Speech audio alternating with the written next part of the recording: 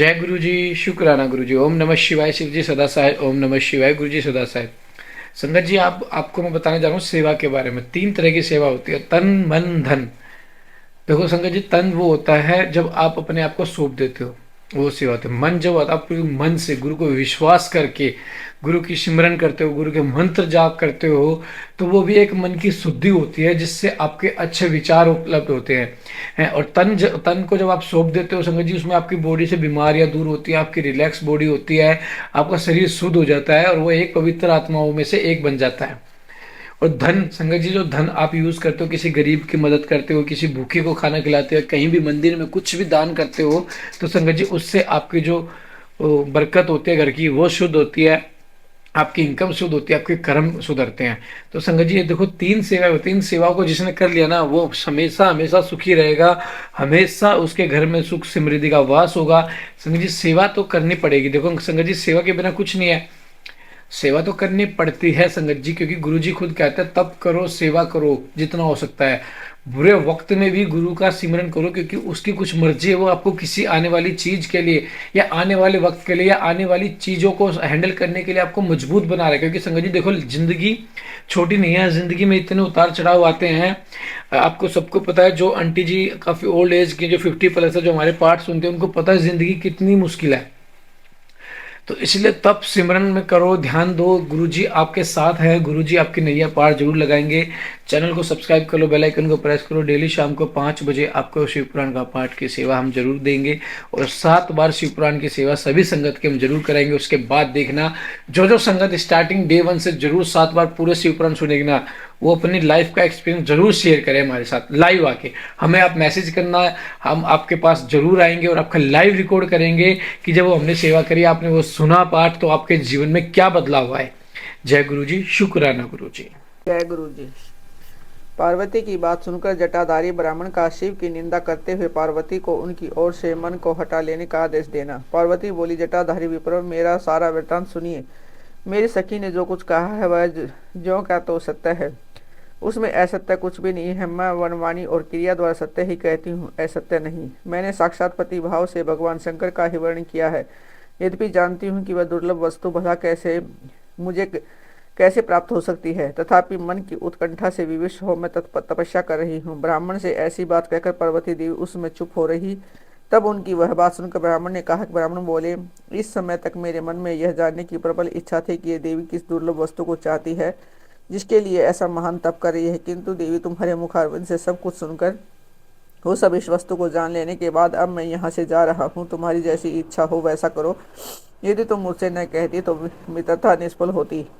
अब जैसा तुम्हारा कार्य है वैसा ही उसका परिणाम होगा। जैसे तुम्हें इसी में सुख है, तब मुझे कुछ नहीं कहना है। वहाँ ऐसी बात कहकर ब्राह्मण ने जो ही जाने का विचार किया, त्यों ही पार्वती देवी ने प्रणाम करके उनसे इस प्रकार कहा। पार्वती बोली, विप्र, आप क्यों जाएंगे? ठहरिए और मेरे हित की बात बताइए।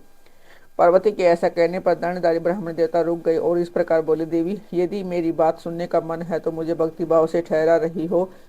मैं वह सब तत्व बता रहा हूँ जिससे तुम्हें हिताहित का ज्ञान हो जाएगा। महादेव जी के प्रति मेरे मन में गौरव बुद्धि है, अतः मैं उनको सब प्रकार से जानता हूँ, तो भी यथार्थ बात कहता हूँ। तुम सावधान होकर सुनो।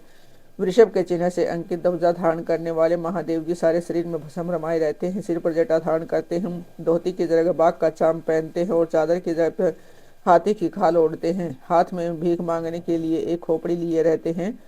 झुंड के झुंड सांप उनके सारे अंगों में लिपटे दिखे जाते हैं। वे विष खाकर भी पुष्ट होते हैं। अभक्ष्य भक्षी हैं। उनके नेत्र बड़े भद्दे हैं और देखने में डरावने लगते हैं। उनका जन्म कब, कहाँ और किससे हुआ, यह आज तक प्रकट नहीं हुआ। घर गृहस्थी के भोग से वे सदा दूर ही रहते हैं। नंग दरंग घूमते हैं और भूत प्रेतों को सदा साथ रखते हैं। उनके 1 2 नहीं 10 भुजाएं हैं। देवी, मैं समझ नहीं पाता कि किस कारण से तुम उन्हें अपना पति बनाना चाहती हो। तुम्हारा ज्ञान कहाँ चला गया? इस बात को आज सोच विचार कर मुझे बताओ। दक्ष ने अपने यज्ञ में अपनी ही पुत्री सती को केवल यही सोच कर नहीं बुलाया कि वह कपालधारी भिक्षुक की भार्या है। इतना ही नहीं, उन्होंने यज्ञ में भाग देने के लिए सब देवताओं को बुला, किंतु शंभु को छोड़ दिया। सती उसी अपमान के कारण अत्यंत क्रोध से व्याकुल हो उठी। उसने अपने प्यारे प्राणों को तो छोड़ा ही, शंकर जी को भी त्याग दिया। तुम तो स्त्रियों में रतन हो, तुम्हारे पिता समस्त पर्वतों के राजा है, फिर तुम क्यों इस उग्र तपस्या के द्वारा वैसे पति को पाने की अभिलाषा करती हो? सोने की मुद्रा देकर बदले में उतना ही बड़ा कांच लेना चाहती हूँ। उज्ज्वल चंदन छोड़कर अपने अंगों में कीचड़ लपेटना चाहती हो। सूर्य के तेज का परित्याग करके जुगनू की चमक पाना चाहती हो।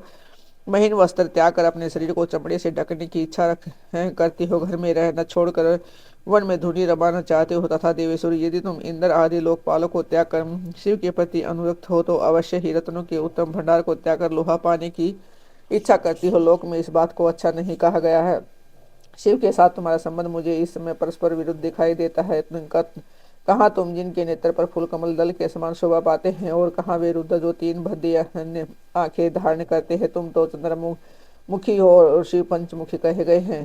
तुम्हारे सिर पर दिव्य वेणी सर्पणी सी शोभा पा रही है, परंतु शिव के मस्त पर जो जटा जुट बताया जाता है वह प्रसिद्ध ही है। तुम्हारे अंग में चंद्र का अंग राग होगा और शिव के शरीर में चिता का भस्म। कहाँ तुम्हारी सुंदर मृदुल साड़ी, और कहाँ शंकर जी के उपयोग में आने वाली हाथी की खाल। कहाँ तुम्हारे अंगों में दिव्य आभूषण, और कहाँ शंकर जी के सर्वांग में लिपटे सर्प। कहाँ तुम्हारी सेवा के लिए उदत रहने वाले सर्प देवता। कहाँ भूतों की दी हुई बलि को पसंद करने वाले शिव। कहाँ तो मृदंग की मधुर ध्वनि, और कहाँ डमरू की डिम डिम। कहाँ भेड़ियों के समूह की गड़गड़ाहट, और कहाँ अशुभ श्रृंगी नाद। कहाँ डक्का का शब्द, और कहाँ अशुभ गलनाद।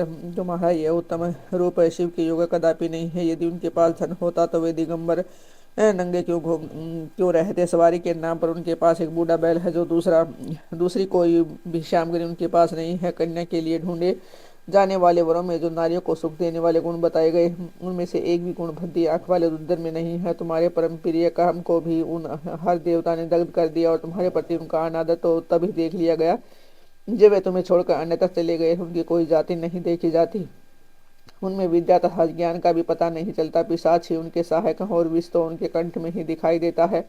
वे सदा अकेले रहने और विशेष रूप से विरक्त हैं, इसलिए तुम्हें हर के साथ अपने मन को नहीं जोड़ना चाहिए। कहाँ तुम्हारे कंठ में सुंदर हार, और कहाँ उनके गले में इंद्रमुंडों की माला। देवी, तुम्हारे और हर के रूप आदि सब एक दूसरे के विरुद्ध है, अतः मुझे तो यह संबंध नहीं रचता। फिर जैसे तुम्हारी इच्छा हो वैसा करो। संसार में जो कुछ भी सदस्तु है वह सब तुम स्वयं चाहने लगी हो, अतः मैं कहता हूँ कि तुम उस असत की ओर से अपने मन को हटा लो, अन्यथा जो चाहो वह करो, मुझे कुछ नहीं कहना है। ब्रह्मा जी कहते हैं, नादी है बात सुनकर पार्वती शिव की निंदा करने वाले ब्राह्मण पर मन ही मन कुपित हो उठी और उससे इस प्रकार बोली।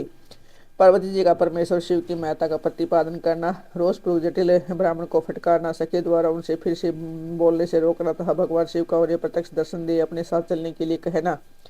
पार्वती बोली, बाबा जी, अब तक तो मैंने ये समझा था कि कोई दूसरे ज्ञानी महात्मा आ गए हैं, परंतु अब सब ज्ञात हो गया है कि आपकी लड़ाई कल ही खुल गई। मैं आपसे क्या कहूँ, विशेषतः उस दशा में जब आप अवध्य ब्राह्मण है, ब्राह्मण देवता। आपने जो कुछ कहा है वह सब मुझे ज्ञात है, परंतु यह सब झूठा ही है, सत्य कुछ नहीं है।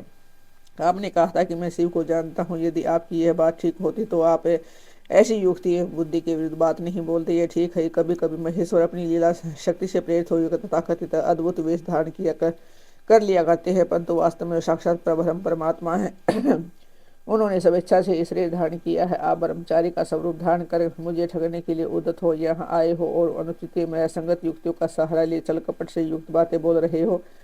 ये मैं भगवान शंकर के स्वरूप को भली भांति जानती हूँ, इसलिए यथा योग विचार करके उनके तत्व का वर्णन करती हूँ। वास्तव में शिव निर्गुण ब्रह्म है, कारणवश सगुण हो गए हैं। जो निर्गुण है, समस्त गुण जिनके स्वरूप भूत हैं, उनकी जाति कैसे हो सकती हुए। भगवान सदाशिव समस्त विद्याओं के आधार है। फिर उन पूर्ण परमात्मा को किसी विद्या से क्या काम। पूर्व काल में कल्प के आरंभ में भगवान शंभु ने श्री विष्णु को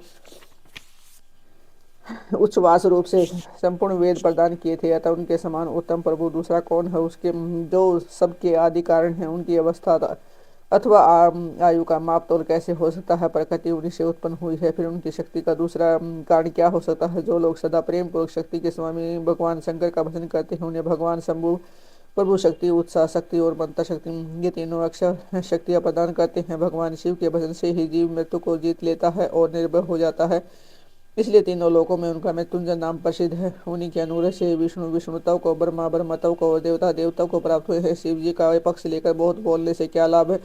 वे भगवान स्वयं ही महाप्रभु हैं। कल्याण रूपी शिवा शिव की ही सेवा से यहाँ कौन सा मनोरथ सिद्ध नहीं हो सकता। उन महादेवी जी के इस पास है किस बात की कमी है जो भगवान सदाशिव स्वयं मुझे पाने की इच्छा करे। यदि शंकर की सेवा न करे तो मनुष्य 7 जन्मों तक दरिद्र होता है, और उन्हीं की सेवा से सेवक को लोक में सभी नष्ट होने वाली लक्ष्मी प्राप्त होती है, जिनके सामने 8 सीधे नित्य आकर्षित नीचा किए हुए इस इच्छा से नृत्य करती हैं कि वे भगवान हम पर संतुष्ट हो जाए। उनके लिए कोई भी हितकर वस्तु दुर्लभ कैसे हो सकती है। यद्यपि यहाँ मांगलिक कहीं जाने वाली वस्तुएं शंकर का सेवन नहीं करते, तथापि उनके स्मरण मात्र से सबका मंगल होता है। जिनकी पूजा के प्रभाव से उपासक की संपूर्ण संपूर्ण कामनाएं सिद्ध हो जाती हैं। सदा निर्विकार रहने वाले उन परमात्मा शिव में विकार कहाँ से आ सकता है। जिस पुरुष के मुख में निरंतर शिव यह मंगलमय नाम निवास करता है, उनके दर्शन मात्र से ही अन्य सब में सदा पवित्र होते हैं। जैसा कि आपने कहा कि ये चिता का भस्म लगाते हैं, परंतु यदि उसका लगाया हुआ भस्म अपवित्र होता तो उसके शरीर से झड़कर गिरे हुए उस भस्म को देवता लोग सदा अपने सिर पर कैसे धारण करते हैं। अतः शिव के अंगों से सब रस पवित्र वस्तु भी पवित्र हो जाती है। जो महादेव सगुण होकर तीनों लोगों के कर्ता भर्ता और हर्ता होते हैं तथा निर्गुण रूप में शिव कहलाते हैं, वे बुद्धि के द्वारा पूर्ण रूप से कैसे जाने जा सकते हैं। पर ब्रह्म परमात्मा शिव का जो निर्गुण रूप है उसे आप कैसे बहिर्मुख लोग कैसे जान सकते हैं। जो दुराचारी और पापी हुए देवताओं से बहिष्कृत हो जाते हैं, ऐसे लोग निर्गुण शिव के तत्व को नहीं जानते। जो पुरुष तत्व को न जानने के कारण यह शिव की निंदा करता है, उसके जन्म भर का सारा संचित पुण्य भस्म हो जाता है। आपने जो यहाँ अभी तेजस्वी महादेव जी की निंदा की है और मैंने जो आपकी पूजा की है, उससे मुझे पाप की भागिनी होना पड़ा है। शिवद्रोही को देखकर वस्त्र सहित स्नान करना चाहिए।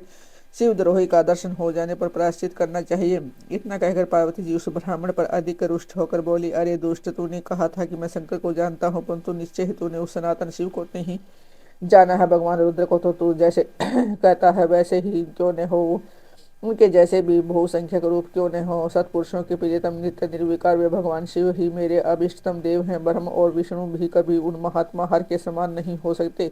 फिर दूसरे देवताओं की तो बात ही क्या है, क्योंकि वे सदैव काल के अधीन हैं। इस प्रकार अपनी शुद्ध बुद्धि से तत्व विचार कर मैं शिव के लिए वन में आकर बड़ी भारी तपस्या करी हूँ। भक्तवत्सल सर्वेश्वर शिव ही हम सबके परमेश्वर हैं। दिनों पर अनुग्रह करने वाले उन महादेव को ही प्राप्त करने की मेरी इच्छा है। ब्रह्मा जी कहते हैं, नाद ऐसा कहकर गिरिराज नंदिनी गिरिजा चुप हो गई और निर्विकार चित्त से भगवान शिव का ध्यान करने लगी। देव की बात सुनकर वह ब्रह्मचारी ब्राह्मण जो ही कुछ है फिर कहने के लिए उद्युत था, त्यों ही शिव में आसक्त चित होने के कारण उनकी निंदा सुनने से विमुख हुई। पार्वती अपनी सखी विजय से शीघ्र बोली। पार्वती ने कहा, सखी, इस अधम ब्राह्मण को यत्न पूर्वक रोको। यह फिर कुछ कहना चाहता है, यह केवल शिव की निंदा ही करेगा। जो शिव की निंदा करता है केवल उसी को पाप नहीं लगता, जो उस निंदा को सुनता है वह भी यहाँ पाप का भागी होता है। भगवान शिव के उपासकों को चाहिए कि वे शिव की निंदा करने वालों का सर्वथा वध करे। यदि वह ब्राह्मण हो तो उसे अवश्य ही त्याग दे और स्वयं उस निंदा के स्थान से शीघ्र दूर चले जाए। यह दुष्ट ब्राह्मण फिर शिव की निंदा करेगा। ब्राह्मण होने के कारण यह वध तो है नहीं, अतः त्याग देने योग्य है। किसी तरह भी इसका मुंह नहीं देखना चाहिए। इस स्थान को छोड़कर हम लोग आज ही किसी दूसरे स्थान में शीघ्र चले, जिससे फिर इस अज्ञानी के साथ बात करने का अवसर न मिले। ब्रह्मा जी कहते हैं, नाद ऐसा कहकर उमा ने जो ही अन्यत्र जाने के लिए पैर उठाया, तो ही भगवान शिव ने अपने साक्षात स्वरूप से प्रकट हो प्रिया पार्वती का हाथ पकड़ लिया। शिवा जैसे स्वरूप का ध्यान करती थी, वैसे ही सुंदर रूप धारण करके शिव ने उन्हें दर्शन दिया। पार्वती ने लज्जावश अपना मुंह नीचे की ओर कर लिया। तब भगवान शिव उनसे बोले, प्रिय, मुझे छोड़कर कहाँ जाओगी? अब मैं फिर कभी तुम्हारा त्याग नहीं करूंगा। मैं प्रसन्न हूँ, वर मांगो, मुझे तुम्हारे लिए कुछ भी अदेय नहीं है। देवी, आज से मैं तपस्या के मोल खरीदा हुआ तुम्हारा दास हूँ। तुम्हारे सौंदर्य ने मुझे मोह लिया है। अब तुम्हारे बिना मुझे एक अक्षण भी युग के समान जान पड़ता है। लज्जा छोड़ो, तुम तो मेरी सनातन पत्नी हो। गिरिराज नंदिनी महेश्वरी, मैंने जो कुछ कहा है उस पर श्रेष्ठ बुद्धि से विचार करो। सुस्थित वाली पार्वती, मैंने नाना प्रकार से तुम्हारी बारंबार परीक्षा ली है। लोक लीला का अनुसरण करने वाले मुझ सब जन के अपराध को क्षमा कर दो। शिवे, तीनों लोकों में तुम्हारी जैसी अनुरागिनी मुझे दूसरी कोई और नहीं दिखाई देती। मैं सर्वथा तुम्हारे अधीन हूँ। तुम्हारी इच्छा पूर्ण हो, प्रिय, मेरे पास आओ। तुम मेरी पत्नी हो और मैं तुम्हारा वर हूँ। तुम्हारे साथ मैं शीघ्र ही अपने निवास स्थान उत्तम पर्वत है कैलाश को चलूंगा। ब्रह्मा जी कहते हैं, देवादि देव महादेव जी के ऐसा करे पार्वती देवी आनंद मगन हो उठी। उनका तपस्या जनित पहले का सारा कष्ट मिट का मुनि श्रेष्ठ सती साध्वी पार्वती की सारी थकावट दूर हो गई, क्योंकि परिश्रम फल प्राप्त हो जाने पर प्राणी का पहले वाला सारा श्रम नष्ट हो जाता है।